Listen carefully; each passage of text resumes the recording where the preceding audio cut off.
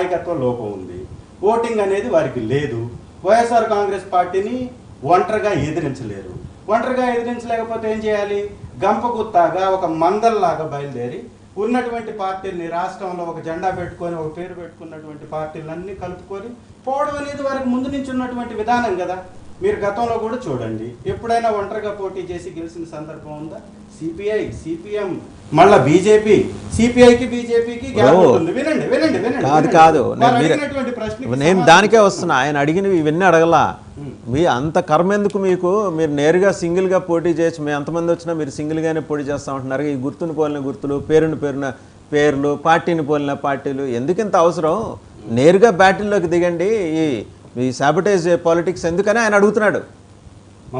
మిమ్మల్నే కదా అడిగింది ఆయన. మేము ఒంటరిగానే పోటీ ఏం వివేక్ బాబు గారు మిమ్మల్ని ఆయనే కదా అడిగింది మీరు.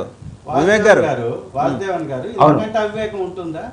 వైఎస్ఆర్ కాంగ్రెస్ పార్టీ ఒంటరిగా పోటీ చేస్తుంది. ఈ రోజు కాదు, గతంలో కూడా మళ్ళీ రాబో కాలంలో కూడా ఒంటరిగానే పోటీ చేస్తుంది. మేము మంచి చేస్తే ఓటేమని అడుగుతున్నాం సార్. మేము తెలుగుదేశం పార్టీ లాగా పవన్ కళ్యాణ్ ఒక పీకేని, ఇంకొక పీకేని, లేదా ఇంకా ఈ రాష్ట్రంలో పెట్టినటువంటి పార్టీలని, లేదా వేరే దేశంలో నుంచి వచ్చిన వ్యక్తుల్ని పెట్టుకొని మేము రాజకీయం చేయం. వైఎస్ఆర్ కాంగ్రెస్ పార్టీ విధానం స్పష్టం. మేము ఇచ్చినటువంటి మేనిఫెస్టో, దాన్ని అమలుపరిచినటువంటి విధానం ఈ రాష్ట్రం వస్తారు. కొంతమంది విడివిడిగా వస్తారు, బలవంతులు కూడా బలహీనలు అవుతారు. రాజే కింకరుడే